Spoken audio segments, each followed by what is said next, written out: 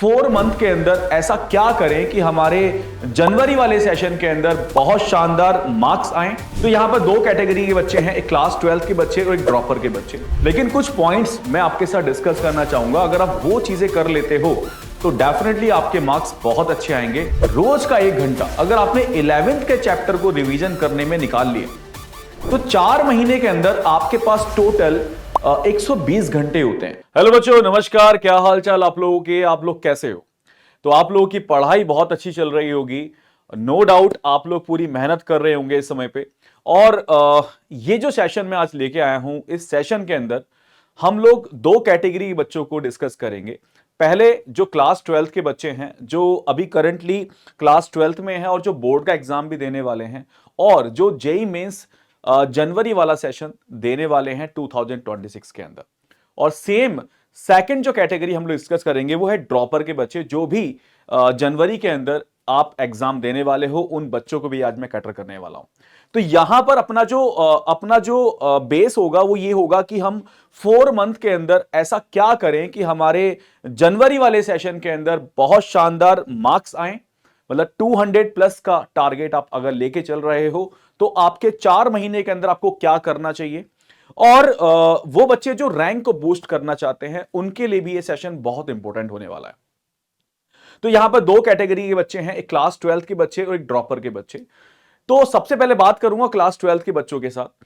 तो क्लास 12 के बच्चे इस समय अपने सिलेबस, क्लास 12 के सिलेबस को कंप्लीट करने में लगे पड़े हैं, है ना। पूरी जी जान लगा रखी है आप लोगों ने, है ना। बहुत मेहनत कर रहे हो आप लोग, और मेरी विशेष भी आप लोगों के साथ हैं कि आप खूब मेहनत करो, आपका रिजल्ट भी इंप्रूव करे।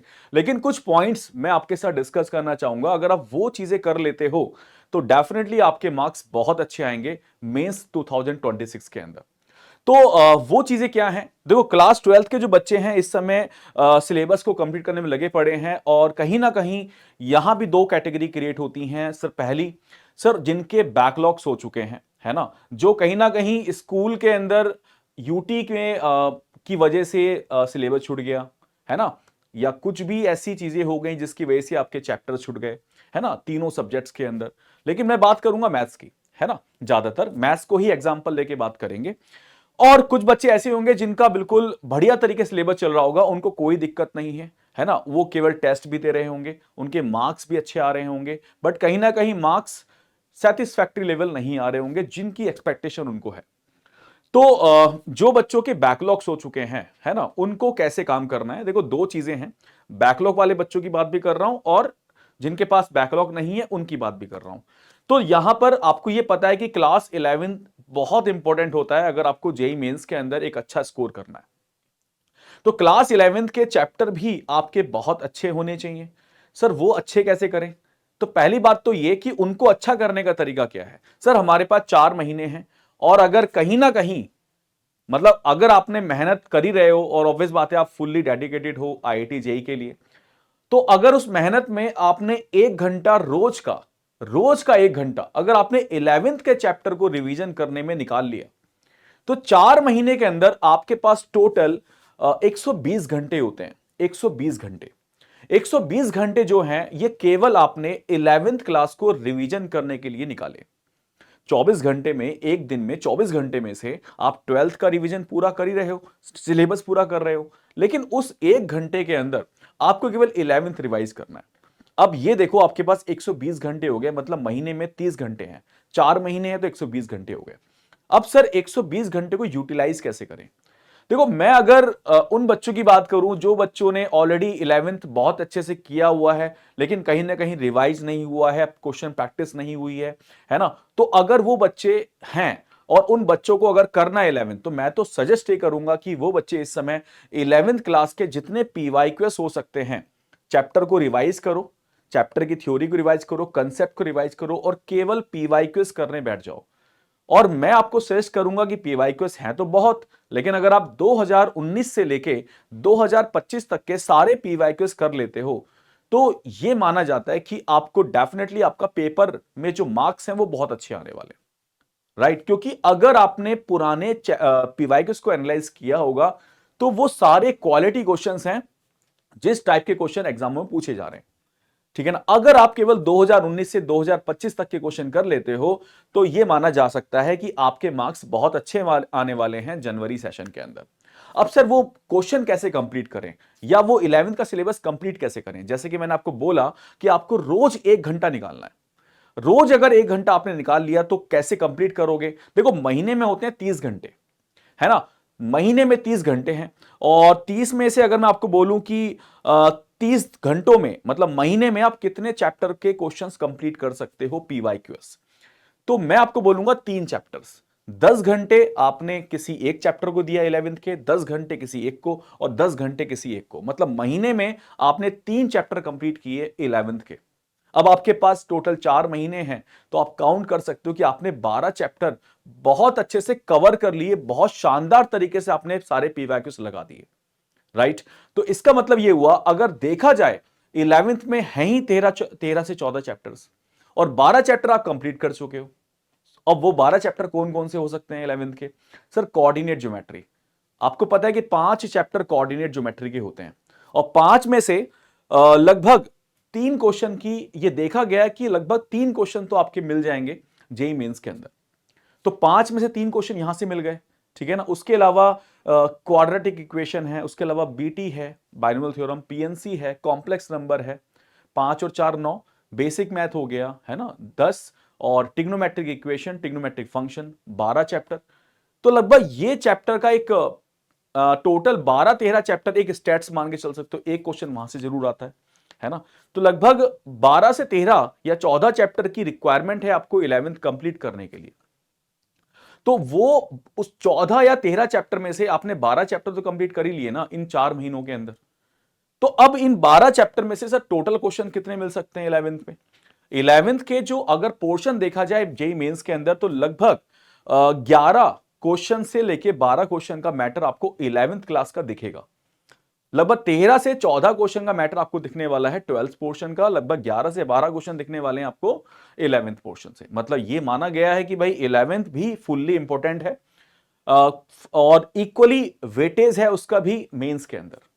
तो कहीं ना कहीं आपको 11th भी बहुत अच्छा करना पड़ेगा और उस 11th के लिए रोड मैप जो है जो मैं आपको दे रहा हूं वो ये 4 महीने में 120 घंटे हैं। और अगर आपने ये भी 120 घंटे निकाल लिए तो मैं आपको बोल रहा हूं कि आपको अप्रैल की मेहनत करने की जरूरत ही नहीं है, आपका मेंस में ही स्कोर बहुत शानदार आ जाएगा, ठीक है ना। तो लगभग लगभग 120 घंटे आपको देने हैं, हर रोज आपने 1 घंटा आपको देना है और महीने में 30 घंटे हो जाते हैं, 4 महीने में 120 घंटे आपको मिल जाएंगे और बहुत शानदार तरीके से 11th कवर कर लोगे।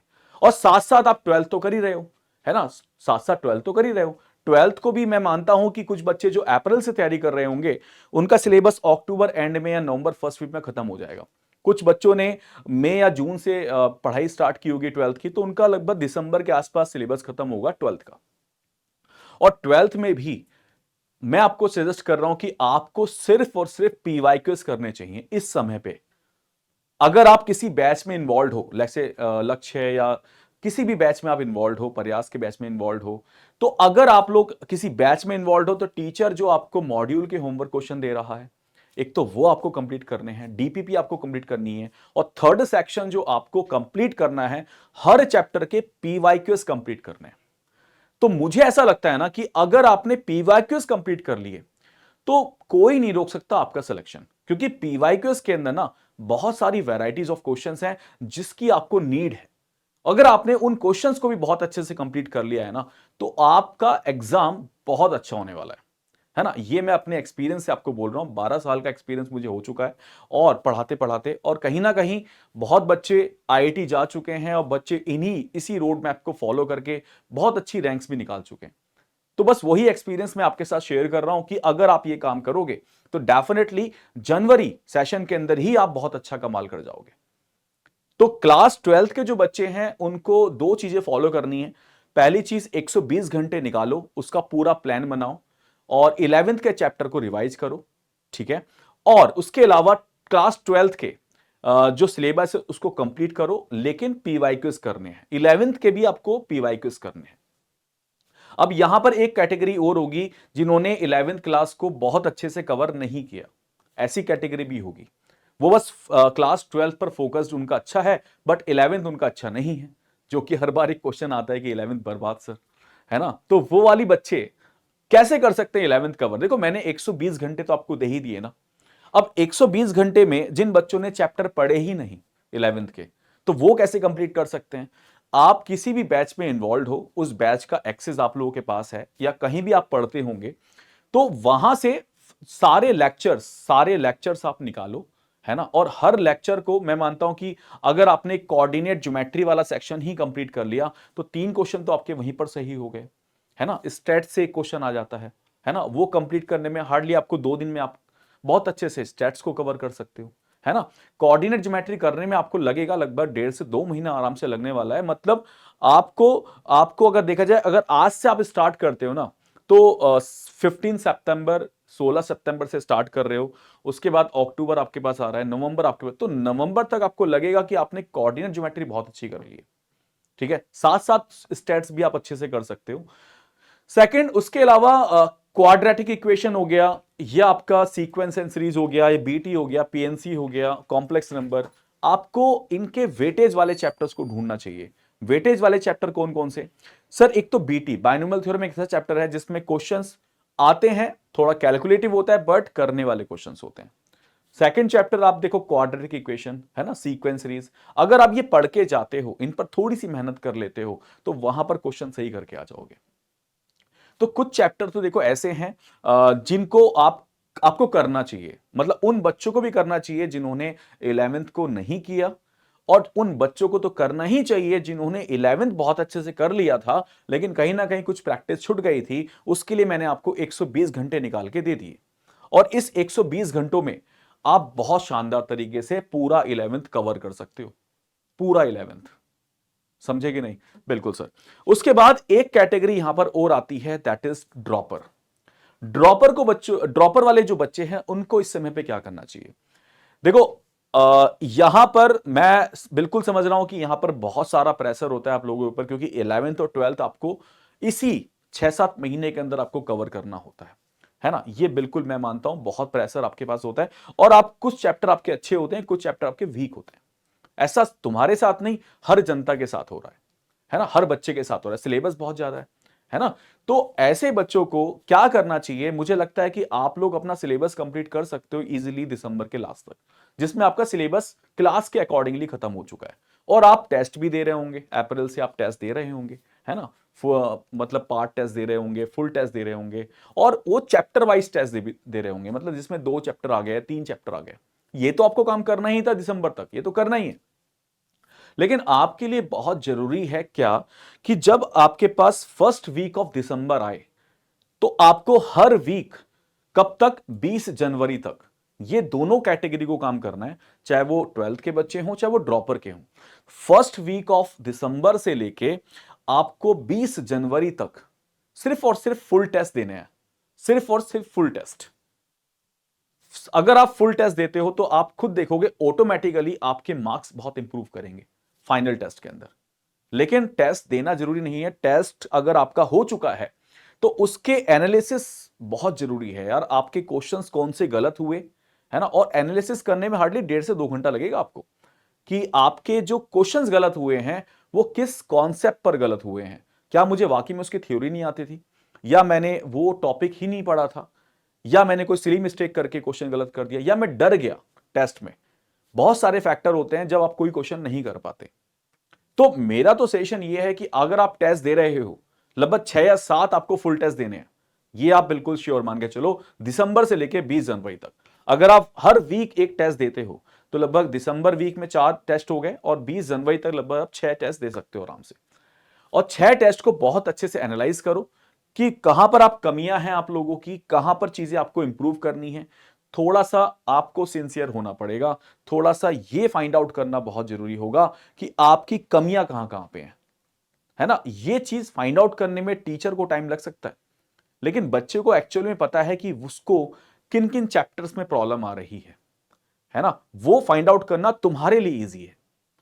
ब्लेम करना छोड़ दो अब, है ना, कि ये नहीं पढ़ाया गया, वो नहीं पढ़ाया गया, ये सब बच्चे करते हैं, बट पढ़ाया हुआ सब होता है। बट कहीं ना कहीं बच्चा थोड़ा सा ये होता है कि उसके मन में कि हम अपना ब्लेम किसी और पर छोड़ दें, ये वाला काम करना छोड़ दो। सिर्फ और सिर्फ आपको दिसंबर और जनवरी में टेस्ट देने हैं, और वो टेस्ट आपको लगभग एनालिसिस भी करना है उनका कि कहां पर आपकी कमियां रही, कहां पे नहीं। तो ये वाली चीजें आपको क्लास 12 वाले बच्चों की करनी है और ड्रॉपर वाले बच्चों की करनी है। तो यहां पर मैंने 3 चीजें डिस्कस करी। क्लास 12 वाले बच्चों के साथ 11th कैसे रिवीजन करना है। लगभग 120 घंटे तुम लोगों के पास हैं, आराम से बहुत अच्छे से 11th भी कवर कर सकते हो, और 12th भी आपका बहुत अच्छे से आप कर ही रहे होंगे। और जो ड्रॉपर वाले बच्चे हैं और जो 12th वाले दोनों बच्चे हैं, उनको टेस्ट देने हैं दिसंबर से लेके 20 जनवरी तक। मतलब फर्स्ट वीक ऑफ दिसंबर से लेके 20 जनवरी तक आपको टेस्ट देने हैं और उनका एनालिसिस भी करना है। अगर आप ये 4 महीने में काम कर रहे हो, अगर ये 4 मंथ के अंदर आपने काम किया, तो आप देखोगे कि आपके जो मार्क्स हैं, है ना, जनवरी में, वो आपके बहुत अच्छे आने वाले हैं। लेकिन थोड़ा सा सिंसियर होना पड़ेगा, अपनी अपनी चीजों को जज करना पड़ेगा कि हम एक्चुअल में प्रॉब्लम कहां पे हमें आ रही है। और अगर उन प्रॉब्लम पे तुमने वर्क करना शुरू कर दिया ना, और ये टाइम है, अगर आप इस टाइम पर भी उन प्रॉब्लम पे वर्क नहीं करोगे ना, तो आपका जनवरी नहीं, आपका अप्रैल भी खराब होगा। तो अगर आप जनवरी वाले सेशन को बहुत शानदार निकाल देते हो ना, फिर एडवांस का जो पेपर आपको होने वाला है उसमें लगभग 3-4 महीने आपको मिल जाते हैं। और 3-4 महीने बहुत सफिशिएंट टाइम होता है अगर आप एडवांस को भी बहुत अच्छे से कवर करना चाहते हो। तो उसकी स्ट्रेटजी के बारे में बाद में बात करेंगे, लेकिन पहला जो काम है आपका, वो सबसे पहली जो सीढ़ी है वो है सर जेईई मेंस 2026, वो भी जनवरी वाला सेशन। तो आई होप मेरी बातें आपको बहुत अच्छे समझ में आ चुकी होंगी, और अगर तुम इस चीजों को फॉलो करोगे तो डेफिनेटली बहुत अच्छा करने वाले होंगे तुम एग्जाम के अंदर।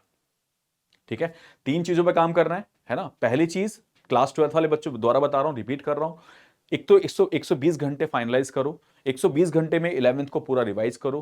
क्लास 12 के बच्चे 12th का सिलेबस कर ही रहे होंगे, है ना, तो ये 2 चीजें उनके साथ करनी है। और क्लास 12 और ड्रॉपर दोनों को दिसंबर से लेके जनवरी 20 तक आपको फुल टेस्ट देने हैं और उनको एनालिसिस भी करना है, और अपनी प्रॉब्लम को फाइंड आउट करना है कि कहां कहां मैंने क्वेश्चन क्यों गलत किया। केवल इतना काम करना है आपको। और चैप्टर को जितने ज्यादा इस समय पे पीवाईक्यूएस करोगे, लास्ट बिल्कुल रामबाण बता रहा हूं, ये रामबाण है आपके लिए, जितने ज्यादा हर चैप्टर के पीवाईक्यूएस करोगे, उतना ज्यादा तुम लोगों को फायदा होने वाला है। क्योंकि ऑलरेडी अगर आप एक चैप्टर पे देखोगे, तो अगर पीवाईक्यूएस की नंबर ऑफ पीवाईक्यूएस देखोगे, तो वो लगभग एक चैप्टर पे 200 क्वेश्चंस पड़े हुए हैं। 150 से 200 क्वेश्चन के बीच का टारगेट है अगर पीवाईक्यूएस देखोगे एक चैप्टर के अंदर। तो वो क्वेश्चन एक ऐसे क्वेश्चंस हैं जो क्वालिटी क्वेश्चंस हैं, जो कभी ना कभी आप उसी एग्जाम की तैयारी कर रहे हो, उसी एग्जाम में पूछे हुए क्वेश्चंस हैं। तो बहुत अच्छे क्वेश्चंस होते हैं, उनको आप कर लोगे तो आपका एक मेंटल स्टेटस क्रिएट होगा कि यार सच में मैं इस टाइप के क्वेश्चन कर पा रहा हूं। आपका कॉन्फिडेंस बिल्डअप होगा और डेफिनेटली आप जनवरी में बहुत अच्छा करोगे। तो मेरी विशेष आप लोगों के साथ हैं, आप इसी तरीके से पढ़ाई करते रहो और इस 4 मंथ के प्लान को एग्जीक्यूट करो आज से ही, तब जाके तुम लोगों का बहुत अच्छा भला होने वाला है। Okay, thank you so much बच्चों, love you all the very best. लगे रहो इसी तरीके से हार्ड वर्क करने में। Thank you.